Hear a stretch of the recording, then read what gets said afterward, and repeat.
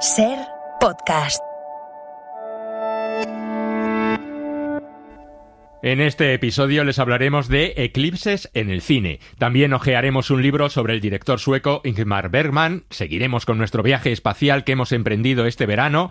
Se cumplen 65 años de que comenzara a levantarse el muro de Berlín y recordaremos algunas películas en las que ese famoso muro es protagonista. Hablaremos de los estrenos de la semana, el final de Oak Street, Cuenta atrás, Palestina 36, Este-Oeste y Días de agosto. A Netflix llega Un hijo propio de Maite Alberdi, la directora chilena nominada a los Oscar por sus documentales El agente topo y La memoria infinita. Y en Sky Showtime se estrena una película que no ha pasado por las salas, La historia del sonido, protagonizada por Paul Mescal y Josh O'Connor. ¡Acción!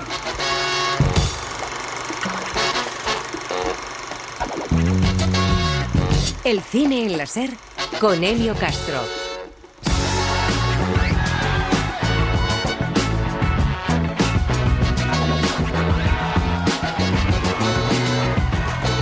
Hola, ¿qué tal? Bienvenidos y bienvenidas a un nuevo programa del Cine en la SER, en una semana marcada por la expectación generada por el eclipse. Y nosotros no hemos querido ser menos y hemos preparado todo un catálogo de eclipses cinematográficos. Repasaremos los estrenos cinematográficos de la semana y alguno que llegan a las plataformas. Hablaremos de Bergman gracias a un libro que ha escrito la periodista, profesora y crítica cinematográfica Lucía Tello Díaz. También del muro de Berlín y cómo lo ha retratado el cine cuando se cumplen 65 años desde que comenzara a levantarse. Y seguiremos hablando en nuestra serie veraniega del espacio, en concreto de los satélites artificiales que orbitan alrededor de la Tierra.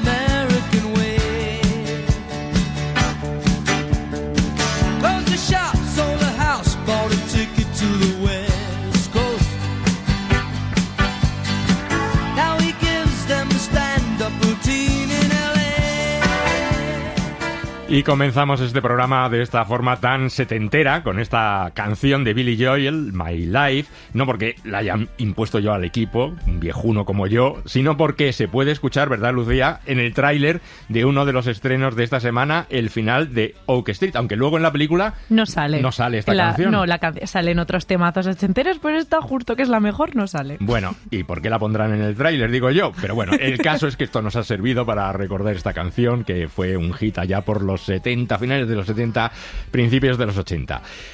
El final de Oak Street es la nueva película de David Robert Mitchell, el director de It Follows, esa película de terror producida por JJ Abrams y protagonizada por Anne Hathaway e Ewan McGregor.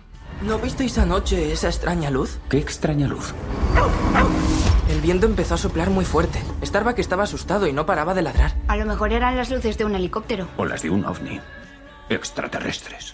Cállate, papá. Un extraño fenómeno que afecta a todo un barrio y que va a ser transportado a un lugar en donde hay dinosaurios. Dios, ¿no nos va a dejar morir aquí?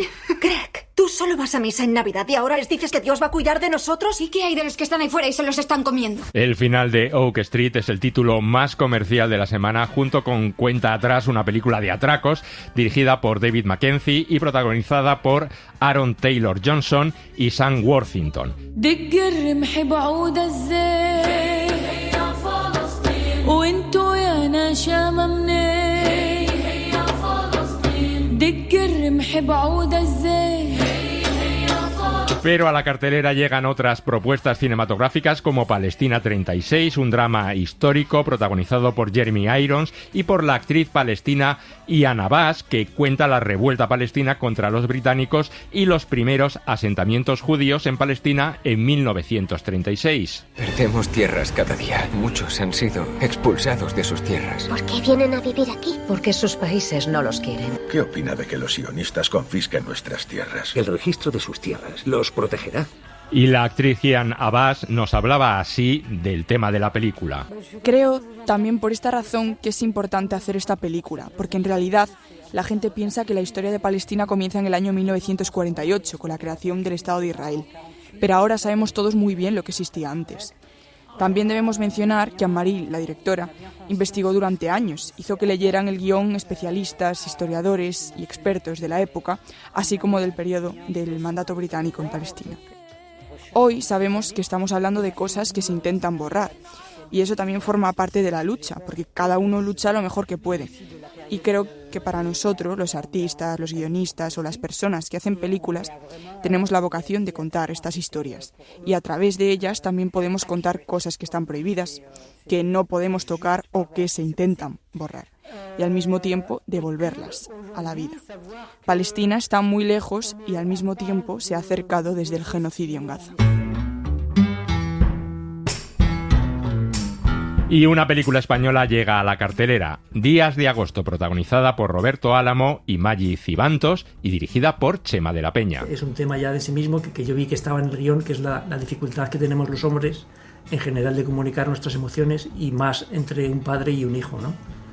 Y eso estaba ahí.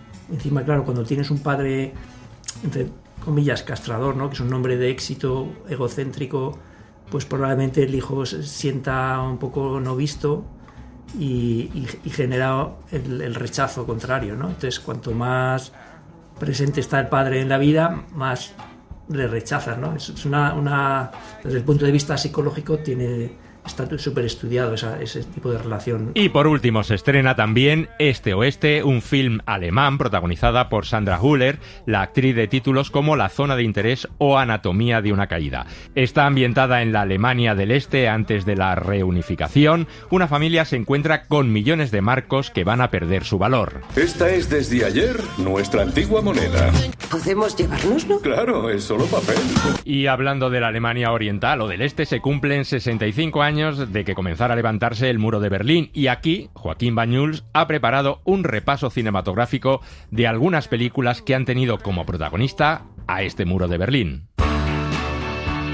El 13 de agosto de 1961, hace 65 años, la República Democrática Alemana comenzó a cerrar la frontera que dividía Berlín. Primero llegaron las alambradas, después el hormigón y con él una de las fronteras más vigiladas del mundo. Hoy viajamos en el tiempo con una misión, situarnos en el Berlín de la época a través de películas sobre la Guerra Fría. ¿Sabes lo que va a pensar la gente? Es la familia del hombre que quiere liberar a un traidor. Si quieres sobrevivir en la Guerra Fría necesitas contactos y nadie tiene mejores contactos que James Donovan, el personaje de Tom Hanks en El puente de los espías. Ellos tienen a nuestro piloto espía y nosotros tenemos a su hombre. Queremos que usted negocie el canje. ¿Es bueno en lo suyo? Será la primera vez para los dos. Tenga mucho cuidado. Steven Spielberg convirtió la Guerra Fría en un thriller. Donovan llega a Berlín en plena tensión internacional para negociar un intercambio de prisioneros. Por un lado, el espía soviético Rudolf Abel y por otro, el piloto estadounidense Francis Gary Powers. La película se mueve entre Estados Unidos, la Unión Soviética y una Berlín dividida. ¿Dónde van a querer que se lleve a cabo la negociación? En Berlín Oriental.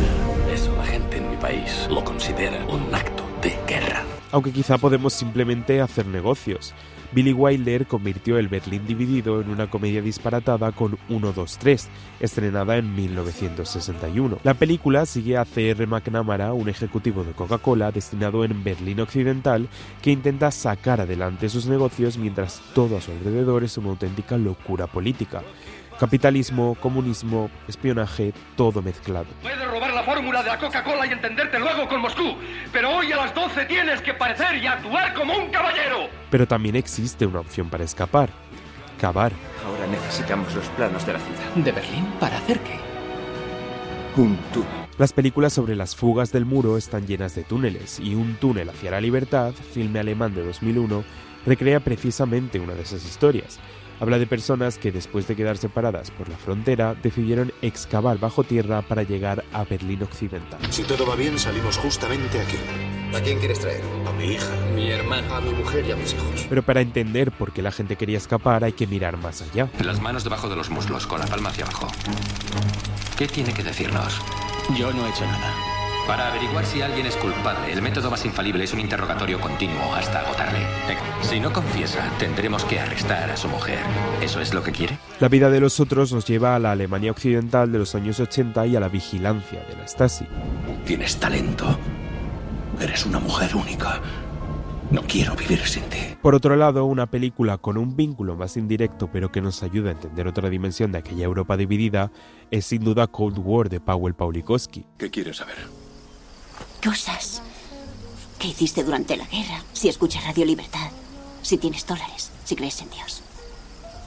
¿Eres creyente? Una historia de amor que atraviesa Polonia, Berlín, París y otras ciudades de una Europa partida por la política, las fronteras y los bloques.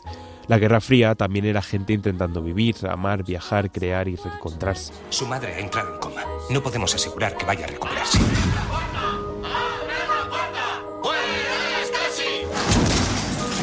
Esta tarde ha caído el muro de Berlín. Para terminar, nos situamos en octubre de 1989 para hablar de Goodbye Lenin. ¿Me oyes?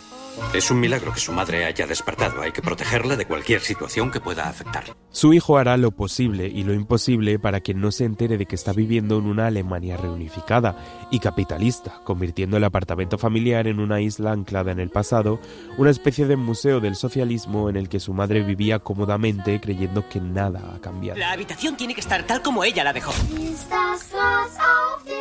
Está igual que como la dejé. ¿Cómo creías que estaría? Lo importante es que ya en la vida real, 65 años después del comienzo de su construcción, el muro de Berlín ya no divide físicamente la ciudad. El 9 de noviembre de 1989 fue el día en el que el muro cayó y con él miles de historias. Las de quienes espiaban, las de quienes vigilaban, las de quienes cavaban, las de quienes volaban, las de quienes se enamoraban al otro lado de una frontera y las de quienes intentaban escapar. Y el cine ha conseguido conservarlas hasta nuestros días.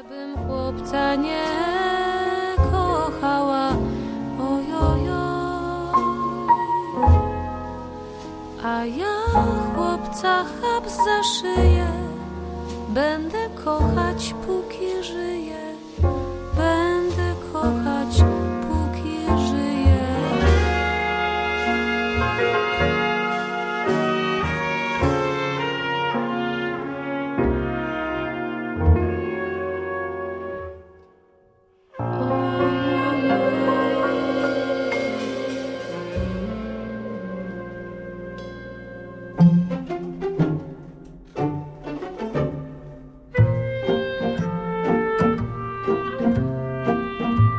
No te metas con Bergman. Sí, ¿qué pasa? Bergman es el único genio del cine actual. Es un fanático de Bergman. Pero si sois de lo más opuesto. El programa que tú escribes para televisión es brillantemente divertido, mientras que su perspectiva es típicamente escandinava, lúgubre. Todo está impregnado de Kierkegaard. Es algo ingenuo, pesimismo a la moda.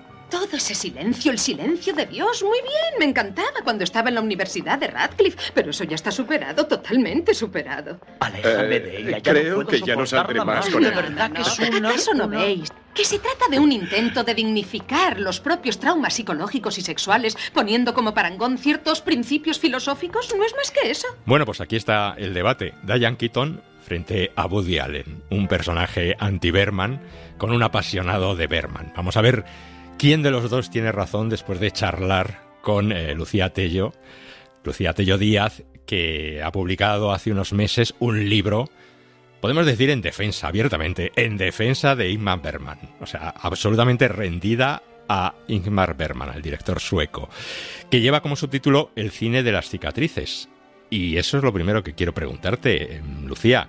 ¿Por qué el cine de las cicatrices? ¿Es que Bergman es un cineasta que causa heridas?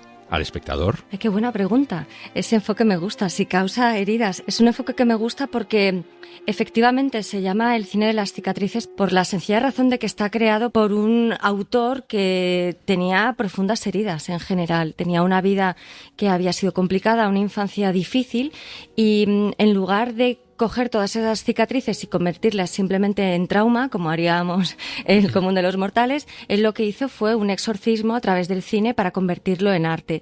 Pero efectivamente sí que hay un punto en el cine de Bergman que sí que causa cierto estupor y de ahí sí que puede venir una herida, pero en todo caso sería una herida sana, algo que tenemos que ver, enfrentarnos a ello para poder digerirlo bien y que quede ya bien guardado, no simplemente sepultado por el tiempo, que es lo que solemos hacer. Hemos dicho que el libro es una reivindicación total de Bergman en todas sus facetas, pero ¿está Bergman hoy en día olvidado? ¿Está minusvalorado? La suerte que ha tenido Bergman es que al hablar siempre de universales, el amor, la sexualidad, la religión, el concepto de lo espiritual, de lo trascendental, no pasa de moda. Lo que sí que es verdad es que tiene etapas. Hay etapas en las que hay autores que, por ejemplo, hacen películas que no recuerdan al estilo de Bergman o a la temática de Bergman. Entonces está constantemente renovándose, o por lo menos tiene una perspectiva que siempre tiene una visión o una revisión modernizada o por lo menos contemporánea. Sí que es verdad que ha pasado etapas en las que ha sido un poco olvidado, pero yo considero que, y viendo también la gente que se me acerca y me habla de Bergman, que hay mucho cariño por el cine de este autor en concreto. Es curioso porque no pensaba que iba a ser algo más residual y no, forma parte también de alguna manera de nuestro archivo emocional cinematográfico. Sí, porque en los 80 estaba absolutamente reivindicado, era el tótem, el director por excelencia. Había que acercarse a él con una especie de miedo, ¿no? Casi una especie de reverencial, sí.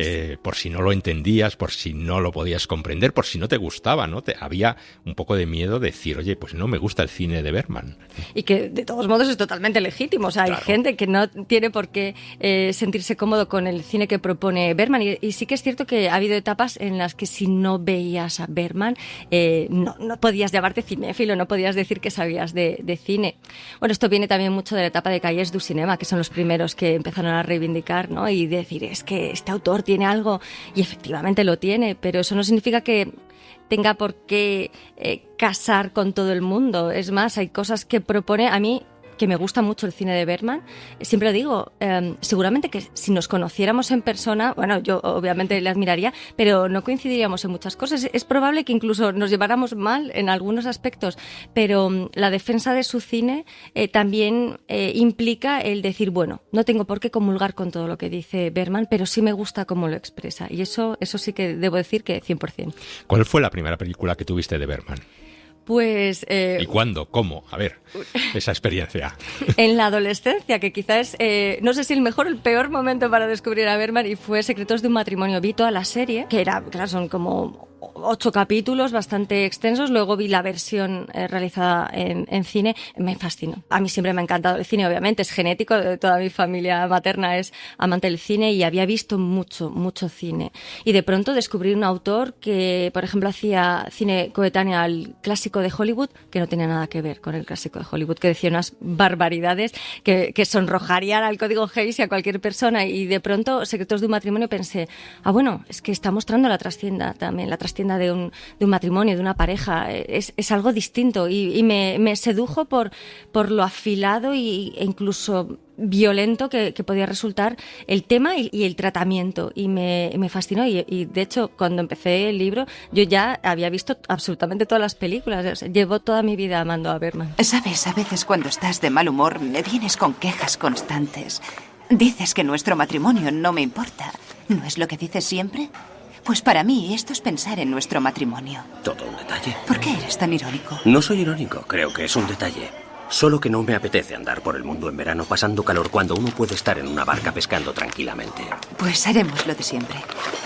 Marianne, ¿no será que sencillamente estamos empezando a hundirnos? sin que sepamos cómo ha pasado, sin darnos cuenta. ¿Te refieres a nosotros? Bueno, y para el libro también volviste a ver todas las películas de Bergman, que no es precisamente un director, digamos, con una filmografía pequeña, ¿no? Sino que tiene muchísimo trabajo para la televisión también, y también su obra teatral, que se pueden ahora mismo recuperar gracias a Internet. De hecho, para el libro no solamente volví a ver las películas, que eso fue con fricción, porque estaba increíblemente, bueno, que tengas que hacer algo que te gusta tanto y encima por obligación, bueno, es fascinante. Pero también recuperé todo lo que era su producción televisiva, todo lo que eran sus películas, también series, spots que hacía, incluso algunos cortometrajes personales con su hijo, etcétera. Y las obras teatrales, sí, y además que afortunadamente ahora en España tenemos dos, tras el ensayo y también escenas de la vida conyugal, la que es Bergman de alguna manera también forma parte de esa escena que es muy contemporánea. Y luego también está su producción literaria, que también la tiene, ¿no? Yo me acuerdo haber leído Linterna Mágica, que es un libro realmente precioso que habla de su vida, de su infancia, de su trabajo, en fin, y absolutamente pasional, que también nos rompe esa imagen. Sí que es verdad que es un hombre serio, como todos los suecos, ahora que hay una campaña de Suecia diciendo no somos tan secos, pues hombre, Bergman era un poco seco, hay que decirlo. Bastante. Bastante seco, pero apasionante. Hemos hablado de si nos acercamos a Bergman con cierta reverencia, con cierto miedo, si creemos que es un director solamente para élites intelectuales, pero sigue, y te has referido también ahora, sigue teniendo su vigencia en el cine, ¿no? O sea, sigue habiendo muchos admiradores de Bergman y en muchas películas seguimos viendo el rastro de Bergman, ¿no? Sí, Joachim Trier es quizá el mayor heredero de Bergman. Quizá debo decir que es más acomodaticio que Bergman. Hay algo que me llama la atención, ¿no? Todas las películas que veo ahora siempre intentan llegar como a un equilibrio, que al final de la película todo regrese como a un status quo, que podamos sentirnos cómodos, decir, bueno, controlamos las cosas. Lo que me gusta de Bergman es que dice, no, voy a destrozarlo todo y te vas a quedar así. Y vas a tener que apechugar con la idea de que, bueno, la vida es también convulsión y cambio. Y eso es lo que, por ejemplo, también descubrí en Linterna Mágica que me gusta tanto, ¿no? Es una persona que puede hablar de sí mismo desde un punto de vista negativo y decir, qué mal me porté, qué mal lo hice. Abandoné, por ejemplo, en el libro menciona cómo abandonó a su mujer recién dada a luz de una pequeña que tenía neumonía. Dice, y me fui con amante, etcétera. Quiero decir que no habla desde un punto de vista, bueno, voy a hablar de mí y voy a ser lo más increíblemente positivo. No. Y él, en las películas, lo que más me gustó, y por eso el enfoque del libro, es que en sus películas usa muchos de los rasgos autobiográficos para hablar del antagonista, no del protagonista. Pone el protagonista una persona buena y al antagonista con características que él mismo describe que ha hecho, o sea, tal cual. Que alguien haga eso es un grado de honestidad que no creo que nadie quiera verse como el malo de la película, y sin embargo él era capaz de verse desde esa perspectiva ajena y analizarse y decir, sí, lo hice mal. Eso me gusta. Si no hubiera existido el cine de Bergman, imagínate la cantidad de películas, incluso de Almodóvar, ¿verdad? Almodóvar hasta estéticamente, porque, por ejemplo, ese plano de Hable con ella que están entrecruzadas Rosario Flores y también Leonor Watling, es el típico que llaman el plano de Bergman, que son esos dos rostros que es invariablemente... Sí. Es el que está en la portada de tu libro, ¿no? Claro, es invariablemente, pero piensa la gente, bueno, desde persona, no, es que lleva desde 1948 utilizando esa composición de una persona en escorzo y otra persona de frente. Es fascinante cómo ha influido en cosas tan absurdas. De hecho, hay hasta un disco de duetos de Barbra Streisand que imita lo mismo. Es muy curioso.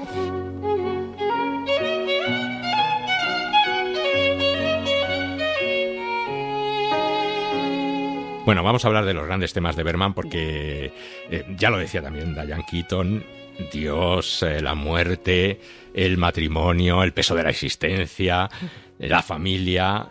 También, incluso tú en tu libro hablas de la enfermedad mental, ¿no? Y sobre todo de la trascendencia, ¿no? Muy ligada, claro, a la existencia de Dios. Sí, porque tenemos que pensar que el padre de Bergman, claro, era un pastor luterano, protestante, muy, muy severo. Entonces le enseñó el afecto y la idea de Dios muy vinculada al castigo. ¿Qué castigo escoges? ¿La vara, el aceite de ricino o el cuarto oscuro? ¿Cuántos golpes recibiré? 10, ni uno más ni uno menos. Entonces escojo la vara. Bájate los pantalones. Al dolor físico, a casi la penitencia, al daño moral, y eso le marcó muchísimo. Entonces está constantemente buscando la idea de Dios, qué significa Dios o qué significa lo trascendental, si estamos solos en realidad en este mundo o si hay alguien que nos está vigilando, y si nos vigila, ¿por qué nos está dejando ir hacia donde vamos, ¿no? Eso también es bonito en él, y me gusta su conclusión que lo dice pues en Los comulgantes, en Como un espejo, ¿no? Que dice, bueno, en realidad, si existe el amor, entonces Dios debe ser el amor. No es que el amor exista porque existe Dios, sino que directamente Dios es el amor. Me gusta esa conclusión para alguien que lo ha pasado tan mal en temas religiosos. Está el tema de la pareja, pero más que de la pareja y del matrimonio, también del sexo, ¿no? Es uno de los primeros directores que abiertamente habla del sexo, y como dices tú, en muchísimas películas, pues muchas veces de una forma sorprendente y hasta sonrojándonos escuchando los diálogos o viendo las cosas que hace. Sí, no, eso es lo que sorprende.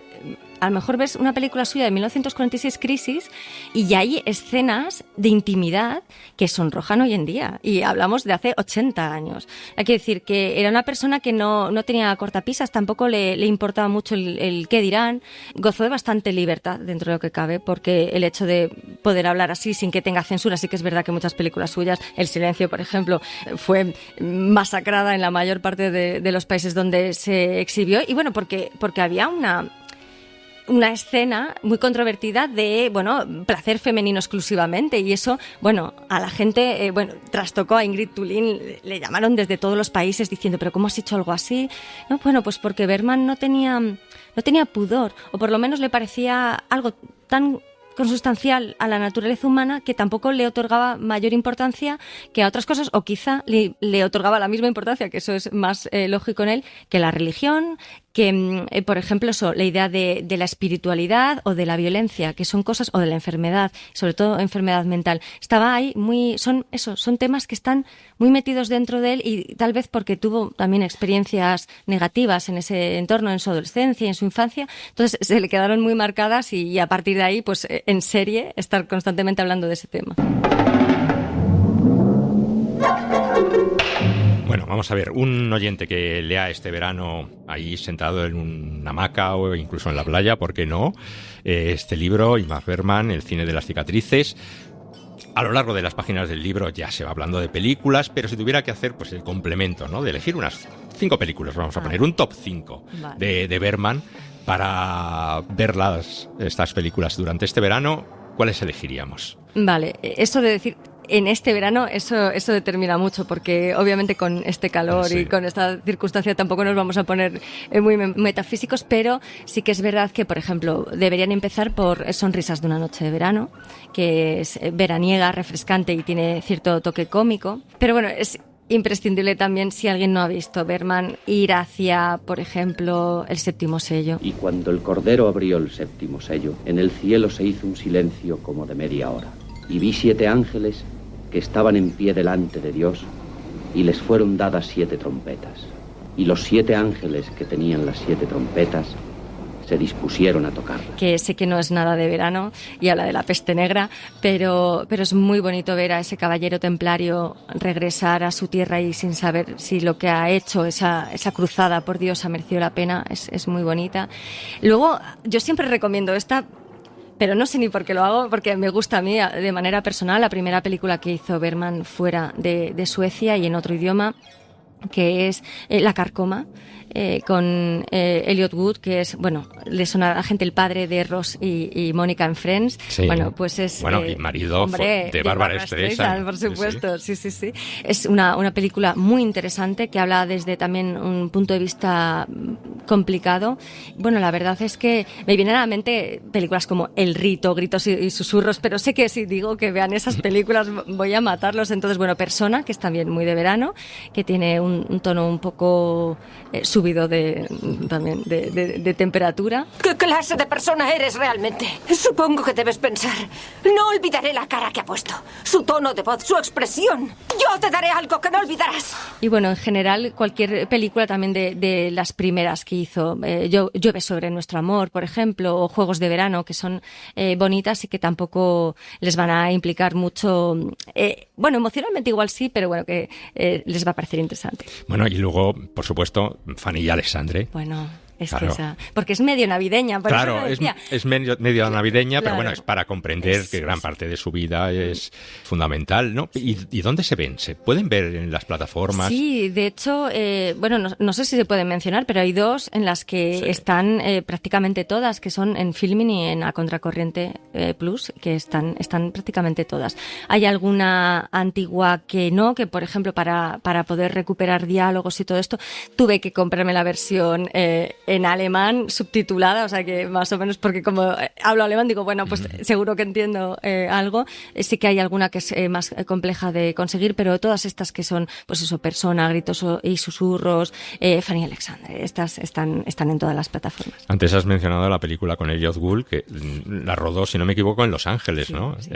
Y Bergman, como buen sueco, no soportaba el calor y duró lo que duró, ¿verdad? en no Hollywood, lo mínimo, o sea que no imagino yo a Bergman en este verano tan caluroso en España, sería imposible verle rodar aquí. No, porque a él le encantaba su isla de Faro con esas rocas, ese ambiente veraniego, pero que aquí sería ni primaveral, y él abominaba de todo lo que tiene que ver con el calor. O sea, odiaba Los Ángeles profundamente e incluso viajaba a París, pero le parecía tremendamente caluroso. Es más, cuando tuvo que exiliarse por cuestiones financieras, se fue a Alemania, se fue a Múnich, y de hecho a él le gustaba ir ensayando con la gente a 10, 12 grados como mucho, daba igual verano o en invierno, siempre lo colocaba todo a 12 grados, o sea, una persona fría, por lo menos en la temperatura que odiaría este calor, francamente. La isla de Faro, que la podemos ver en la película La isla de Bergman, ¿no? Exacto, de Mia Hansen-Løve, que es además una película preciosa, a mí me encanta,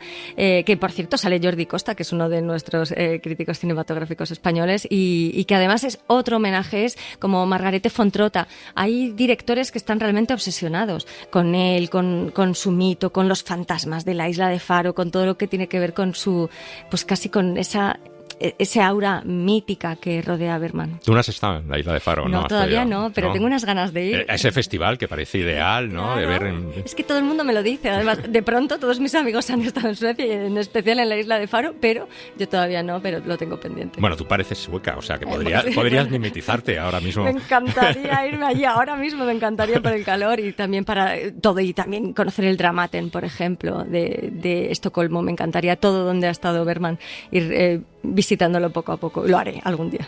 Bueno, antes de terminar, me gustaría que los oyentes te conocieran un poco más, porque tú sales en medios de comunicación, en algún programa, en días de cine, algunas veces en los programas de Garci, pero eres profesora también universitaria, además tienes un currículum espectacular que no lo voy a casi leer para no abrumarte, así.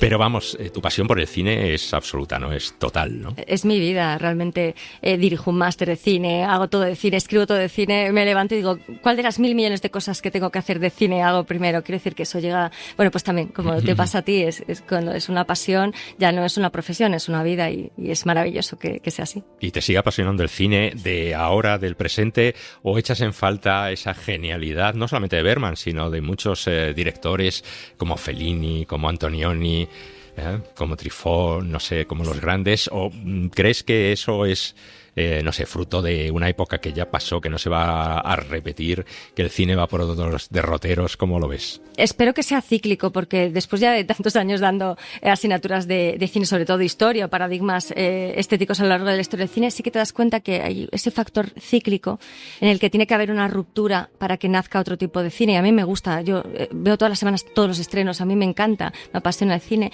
a pesar de que la calidad de el cine que llega igual no es, pues es como dice Gerardo Sánchez, ¿no? Veo películas y a veces veo cine, pues es exactamente lo mismo. Hay veces que son películas, pero de pronto encuentras alguna buena película que se convierte en cine de verdad y dices, bueno, mira, merece la pena, todavía hay esperanza. Yo todavía tengo esperanza. ¿Y tus alumnos qué relación tienen con el cine? Pues algunos alumnos me dicen, no está la versión corta, no sé, de Intolerancia de Griffith. Digo, no, por favor, tenéis que ver las 2 horas y media.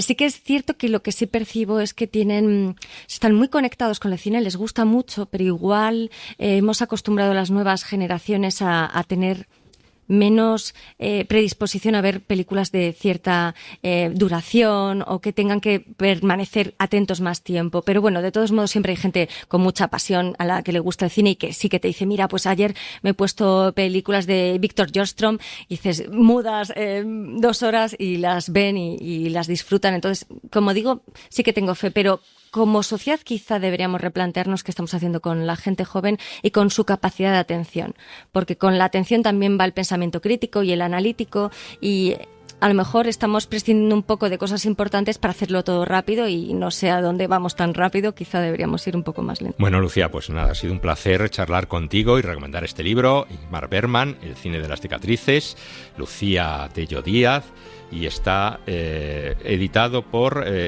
Silex, Ediciones Silex, presentado aquí en la librería 8:30, donde hacemos estas charlas de libros, verano y cine. Lucía, muchísimas gracias, hasta la próxima. A ti, muchísimas gracias. I don't wanna talk about things we've gone through, though it's hurting me. Now it's history.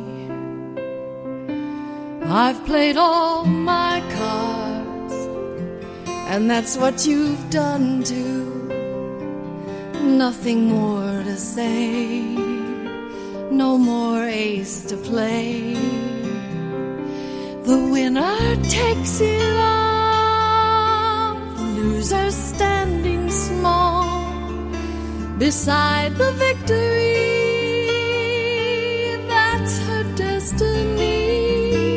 Bueno, como verás, Joaquín Banyuls, todo está ligado en este programa. Hemos hablado de Bergman y terminamos con una canción de ABBA, un grupo sueco, cantada por una actriz, Meryl Streep, a la que seguro que a Bergman le hubiera gustado trabajar, ¿no? Sí. Con Meryl Streep y a Meryl Streep le hubiera gustado trabajar con Bergman, ¿no? Bueno, ¿qué tal El eclipse? ¿Cómo lo viste tú? Vi El eclipse, me pareció impresionante. Me acogí mi amigo con su familia, lo vimos bien aquí en Madrid. Y es como uno de esos fenómenos que sabes perfectamente lo que está pasando, pero cuando lo ves se siente como algo muy mágico. Y precisamente por eso me pareció interesante hacer un reportaje de los eclipses en el cine, que se han utilizado mucho para crear misterio, tensión, momentos románticos también. Uh-huh. Y algo que me parece muy curioso, que cuando hice este reportaje lo he visto, es que hemos visto muchos eclipses en el cine, pero el único real que se ha grabado en pantalla fue durante el rodaje de Barrabás, que ahí consiguieron captar un eclipse real y es el único. O sea, rodaron mientras estaba produciendo el eclipse, de verdad. Producía el eclipse, sí. Y bueno, hay muchísimos más casos, pero nos vamos a callar aquí y vamos a escuchar tu reportaje. Un eclipse apenas dura unos minutos, pero en el cine puede cambiar una historia para siempre. Da igual si es una aventura, una película de terror o un romance. Cuando el sol desaparece, nunca es solo un eclipse. ¿No te gusta? ¿A qué te refieres? Al cielo, la luz se va apagando. Hemos podido ver muchos en la gran pantalla, pero la única vez que se logró captar uno real fue durante el rodaje de Barrabás, dirigida por Richard Fleischer. Me estoy quedando ciego. ¿Me oyes? ¿Me oyes? ¡Me estoy quedando ciego! A pesar de que películas como El eclipse de Michelangelo Antonioni lo usan solo metafóricamente, en este caso como un fenómeno durante el que incluso se detienen los sentimientos, hay muchas otras que no lo llevan por título pero que lo involucran en su trama. De hecho, uno de los inicios más icónicos de la historia del cine se lleva a cabo mostrando un eclipse.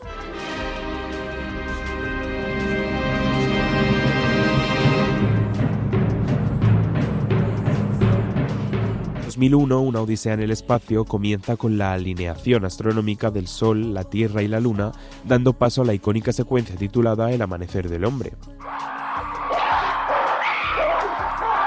En Apocalipto, de Mel Gibson, un eclipse solar salva la vida del protagonista, Mientras está a punto de ser sacrificado, el sol desaparece y los mayas interpretan el fenómeno como una demostración del poder de los dioses. Durante siglos, los eclipses fueron interpretados como señales divinas y el cine ha aprovechado ese miedo ancestral una y otra vez. No creo lo que creo, señor.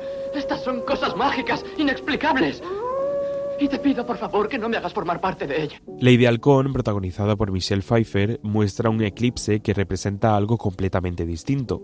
Dos amantes viven condenados por una maldición, él solo puede ser humano de noche, ella únicamente durante el día, nunca pueden verse, hasta que un eclipse rompe durante unos instantes las reglas del tiempo y les permite encontrarse. Una de las imágenes más románticas del cine fantástico de los 80. He esperado cerca de 2 años para recibir una señal de Dios.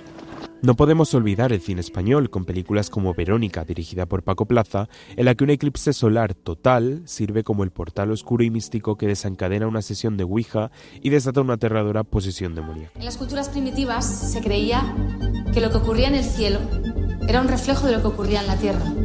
Por eso se creía también que durante los eclipses la oscuridad reinaba por encima de la luz. Por otro lado, en la comedia dramática Perfectos Desconocidos de Alex de la Iglesia, un eclipse lunar de luna de sangre provee una atmósfera extraña y un telón de fondo cósmico que simboliza la revelación de oscuros secretos de un grupo de amigos durante una aparente cena normal. Esta noche hay luna de sangre.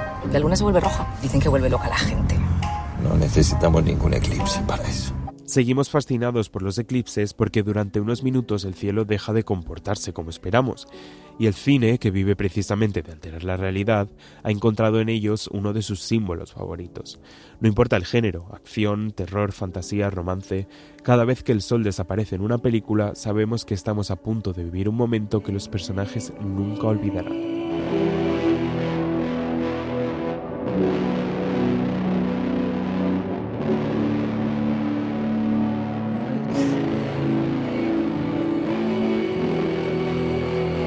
El cine en la SER, con Elio Castro.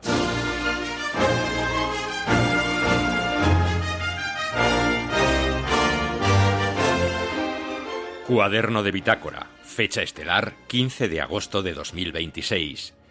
Seguimos explorando cómo el cine ha reflejado el espacio con la ayuda de nuestros dos expertos tripulantes, Igor Alonso, ingeniero aeroespacial por la Universidad de Maryland, y Maida de Pablo, ingeniero industrial que trabaja en el Centro para el Desarrollo Tecnológico y la Innovación.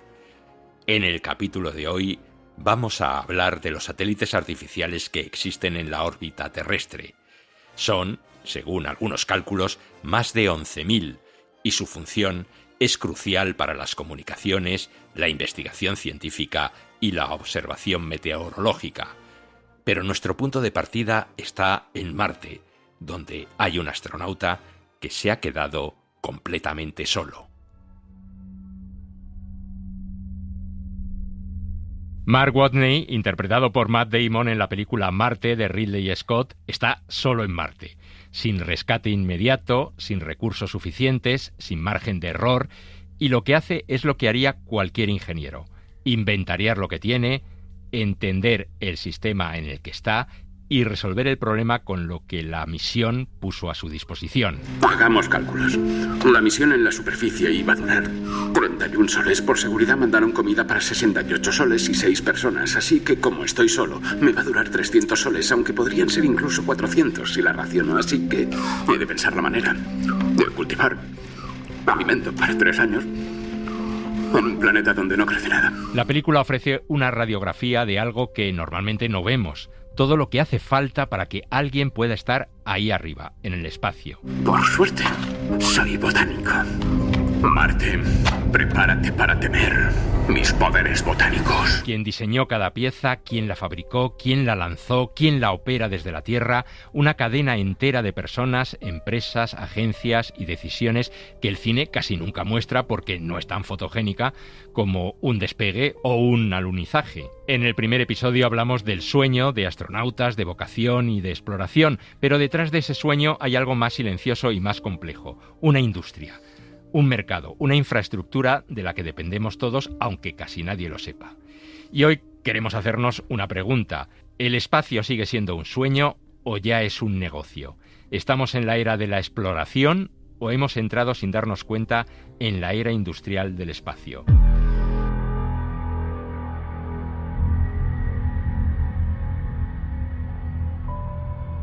Igor Alonso, como decíamos la semana pasada, lleva años trabajando en el sector espacial, no como astronauta, ya nos lo contó la semana pasada, sino desde otro lugar igual de esencial, el de quienes construyen, diseñan y operan la infraestructura que hace posible que otros vuelen.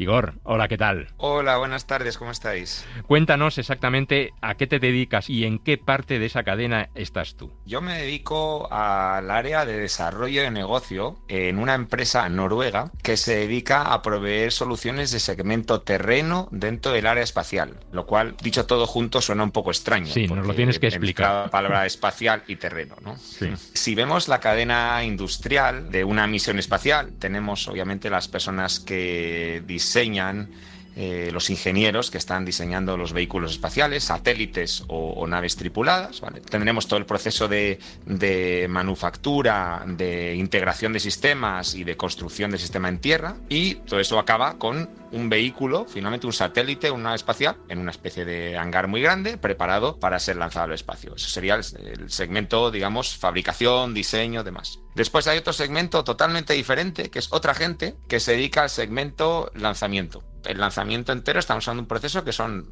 pocos minutos. Serán 8 minutos hasta llegar a órbita y después unos pocos minutos más hasta la inserción en la órbita correcta. Y empieza su fase de operaciones espaciales, que pueden ser unos meses, unos años, dependiendo de la órbita o de la misión. Pero hay un segmento que es el segmento terreno. Ese satélite o vehículo espacial tiene que hablar con tierra, tiene que comunicarse, tenemos que comunicarnos con esos astronautas o con ese satélite, bajar esas imágenes que está recogiendo el satélite, y eso se hace a través de una serie de antenas que están distribuidas por todo el mundo, y la empresa en la que yo trabajo, tenemos la red comercial más grande de antenas del mundo y tenemos antenas en todos los continentes para esa comunicación con satélites y esa descarga de datos. Hacia las 4:30 de la madrugada, nuestros satélites detectaron una gran tormenta que se aproximaba al campamento de la Ares 3 en Marte. Hacia las 6:45 la tormenta se había intensificado y no hemos tenido más remedio que suspender la misión. Exactamente, ¿quiénes son vuestros clientes? Nosotros proveemos servicios de comunicación a clientes que tienen satélites en órbita. Nuestros clientes son NASA, la Agencia Espacial Europea. Nuestros clientes son cualquier empresa que tenga satélites de observación de la Tierra. Nuestros clientes son empresas que tienen lanzadores que necesitan a su vez un servicio de antenas para comunicarse con ellos. O la siguiente misión lunar que necesita el siguiente robot lunar japonés que necesita descargar datos desde la Luna. Nuestros clientes son cualquier empresa o institución que tenga vehículos espaciales y que necesite comunicarse con ellos.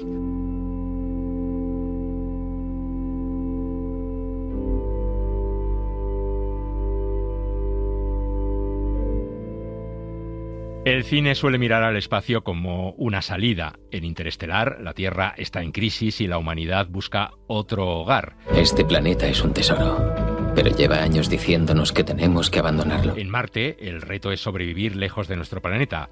En Wall-E, la Tierra ha quedado atrás. En Contact, el espacio es una pregunta casi filosófica sobre nuestro lugar en el universo. Verás, hay 400.000 millones de estrellas solo en nuestra galaxia. Si solo una de cada millón tuviera planetas, y de esas en una de cada millón hubiera vida, y si solo en una por millón de esas hubiera vida inteligente, habría literalmente millones de civilizaciones. Si no fuera así, ¿cuánto espacio desaprovechado? Muchos de los servicios que usamos a diario, el GPS, la predicción meteorológica, las comunicaciones, la gestión de emergencias, la agricultura de precisión o el seguimiento del cambio climático, dependen de infraestructuras espaciales que casi nunca vemos.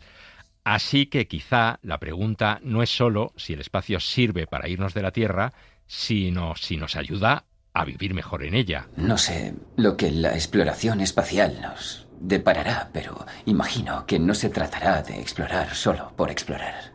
Creo que más bien nos va a permitir cosas que tal vez deberíamos haber visto hace mucho, pero que hasta ahora no hemos sido capaces de ver. Si alguien nos pregunta ¿para qué sirve gastar dinero en el espacio? Igor Alonso, ¿cuál sería la primera respuesta?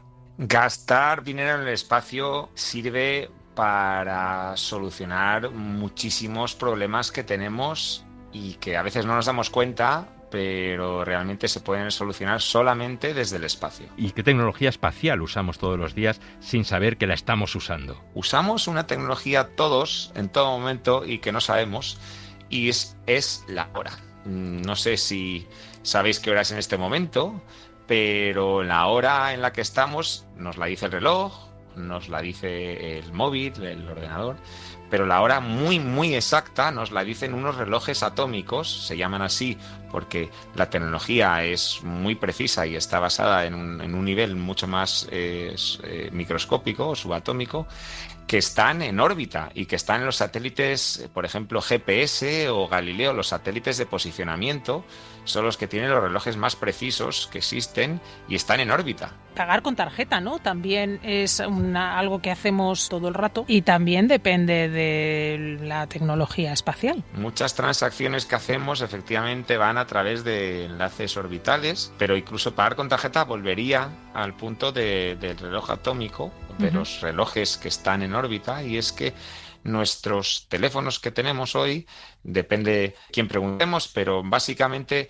la respuesta es que si no tuviésemos los satélites de posicionamiento y de tiempo que tenemos en el espacio, todo el sistema que tenemos en nuestros bolsillos se perdería la sincronización en menos de 8 minutos, con lo cual ya dejaría de funcionar todo.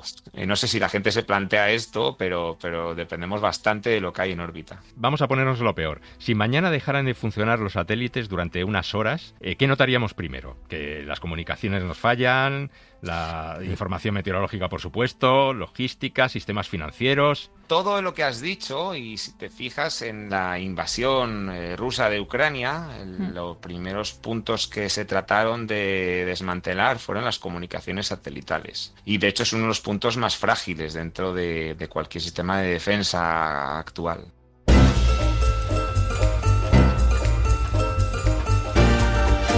No sé si has visto la película No mires arriba, de Netflix, en la que habla de un meteorito que va a impactar con la Tierra, ¿no? Viene directo hacia la Tierra y es muy probable que impacte. Eso suena muy, pero que muy interesante. Estrellas que explotan, es decir, que de verdad estallan. ¿Y qué tamaño tiene esa cosa? ¿Puede destruir una casa? ¿Es eso posible? Bueno, el cometa Diviaski, que es como se ha llamado oficialmente... ¿Por ella, no es así? Sí, por ella. Sí, claro, menudo honor, sí, enhorabuena.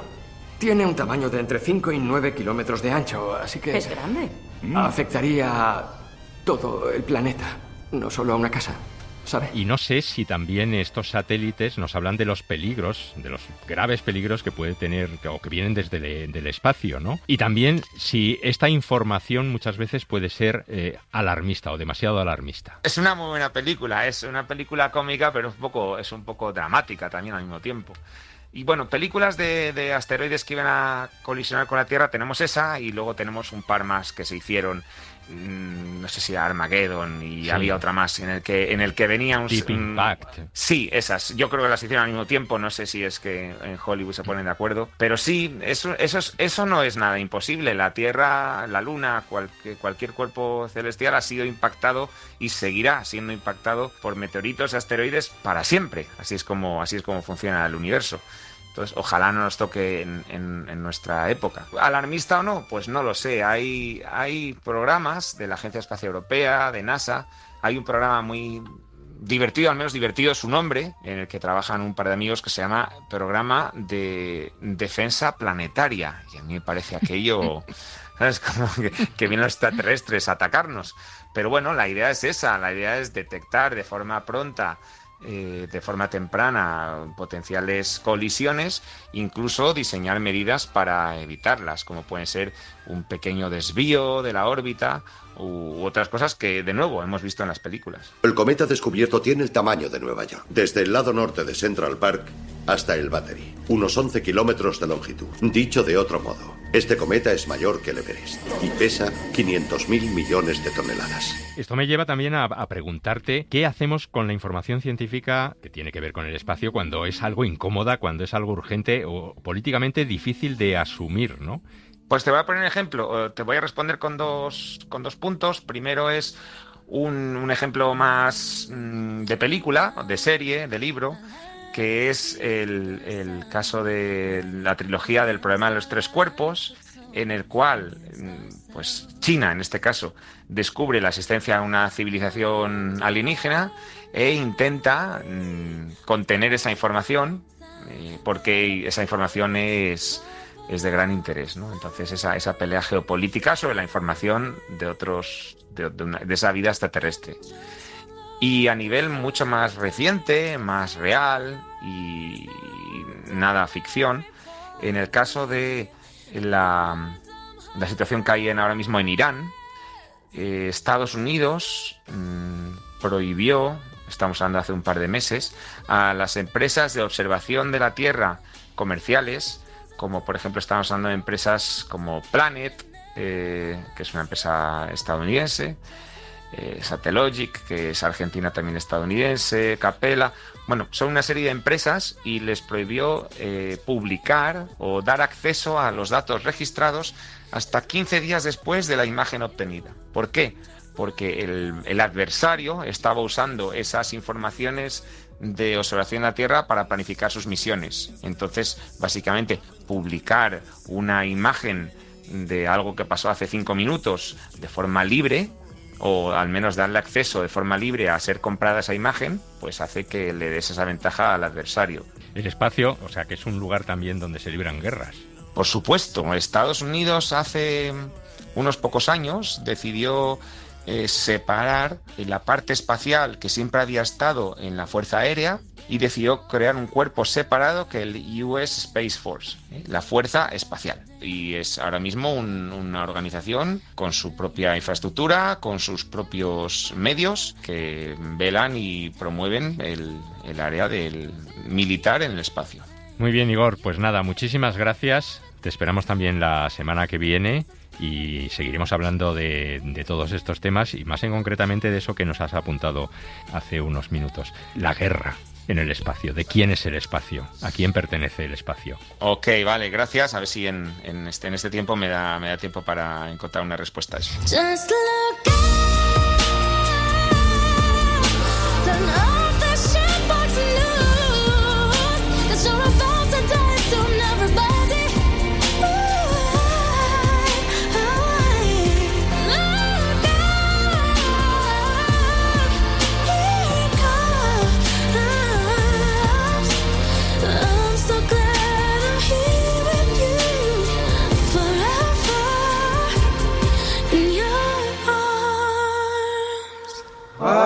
To rise when the sun she rises early in the morning. I like to hear them small birds singing merrily upon their lay limbs. Hurrah for the life of a country boy, for to ramble in the new mown hay. Estos que cantan son Josh O'Connor y Paul Mescal en una película que no se estrenó en salas comerciales, pero que acaba de llegar a la plataforma Sky Showtime. Se titula La historia del sonido. Y según me cuenta Lucía Bermúdez, la tenemos que recomendar sí o sí. Sí, es que a mí me gustan mucho ese tipo de películas, y me parece que Josh O'Connor y Paul Mescal son son como la actual generación de actores que lo están petando, ¿no? ¿Tú cuál prefieres de los dos? Pues mira, eso iba a decir ahora. A ver. Me gustan mucho los dos, en la peli están muy bien los dos, pero Paul Mescal ya me está cansando un poco de esos, mira que a mí me gusta, pero de esos papeles de chico tristón y tal, y me parece que Josh O'Connor tiene muchísimo más rango. Bueno, cuéntanos de qué va esta historia del sonido. Bueno, a ver, es una película que a mí me ha gustado muchísimo, que además es de esas películas que cuando la ves y cuanto más piensas en ella, más cosas encuentras. Película que, por cierto, también fue candidata a la Palma de Oro en Cannes 2025 y que, como has dicho, no se podía estrenar en los cines españoles. Y a tu respuesta, ¿de qué va? Es la historia de amor entre Paul Mescal y Josh O'Connor, que son dos jóvenes músicos en plena Primera Guerra Mundial. Pero en realidad la película está hablando de muchas más cosas, como la guerra, el arte y la memoria. Está dirigida por Oliver Hermanus, cineasta sudafricano, y adapta un relato del escritor Ben Shattuck. Todo arranca, como decía, en 1917, cuando el personaje de Paul Mescal conoce al personaje de Josh O'Connor en un conservatorio de música. Y bueno, ahí hay una historia, una relación, porque los dos comparten la pasión por las canciones folk y es, bueno, esta que estamos escuchando. El largometraje está constantemente, no es que me ha gustado mucho porque no solo cuenta la historia, sino que está enfrentando dos mundos. Por un lado, la guerra, que destruye, que separa, horrorosa, y por otro lado el arte, que intenta conservar. Es un poco la historia de dónde vienen las canciones y de cómo conservarlas. La sensibilidad contra la deshumanización. Y luego está la relación entre ellos dos, ¿no? Es que no es fácil, es una relación homosexual atravesada completamente por la época. También es muy interesante esa idea de si el arte es realmente universal, porque claro, estamos hablando de música, de sensibilidad y de cultura, pero ¿quién tiene tiempo para el arte cuando hay una guerra? Y al final el arte también es una cuestión de clase, es una idea muy interesante que sale de la película, igual que la guerra. Pero bueno, ¿y cómo afecta haber vivido una guerra más que enseñarla directamente? Y para terminar, me gustaría, Elio, porque me ha gustado mucho la peli, el guión me parece muy bueno y hay un monólogo que me gustaría rescatar y que dice así: como si la melodía pudiese aliviar la adversidad, y la música coral nos hace sentir la inmensidad del pensamiento y de la espiritualidad. Toma ya. Toma ya. Pues aquí recomendamos La historia del sonido en Sky Showtime, una película protagonizada por Josh O'Connor y Paul Mescal. Muchas gracias, Lucía. A ti. En otra ida nos casamos y viajamos por el mundo. Y a otra plataforma, en este caso a Netflix, ha llegado el último trabajo de Maite Alberdi, la directora de El agente Topo y La memoria infinita. Se titula Un hijo propio y cuenta un caso real que ocurrió en México. Era el caso de una mujer que robó a un bebé recién nacido de un hospital, una mujer que además había engañado a su marido y a su familia diciendo que estaba embarazada y claro, pretendía hacer pasar a ese hijo como hijo propio, como dice el título de la película. Maite Alberdi nos dice por qué le interesó este tema. Lo que me interesó fue como la pregunta sobre por qué alguien llega a fingir un embarazo y cuál es el contexto social que tenía esa persona como para llegar a ese extremo y vivir esa situación. Como que generó muchas preguntas en mí sobre el deseo de maternar, cuán impuesto es el deseo, cuán social, cuán personal. Eso fue lo que me conectó con ella. De ahí, obviamente, los eventos eran extraordinarios y yo no podía creer que fuera real todo, y entra el caso policial y entra como tratar de desentrañar esa verdad. Pero lo que me conectó y me sigue conectando hasta hoy con ella, siento que es la presión social sobre la maternidad, como tan arraigada en Latinoamérica. Porque a veces lo sueño y se siente tan real que casi empiezo a pensar que el mal sueño es este y esa es nuestra realidad. Esto ha sido todo por esta semana. Fernando Martín ha estado en la técnica y en la redacción Lucía Bermúdez, Joel Peña, Elio Castro y Joaquín Bañuls. Volveremos la semana que viene con más cine. Adiós. Para no perderte ningún episodio, síguenos en la aplicación o la web de la SER, Podium Podcast o tu plataforma de audio favorita.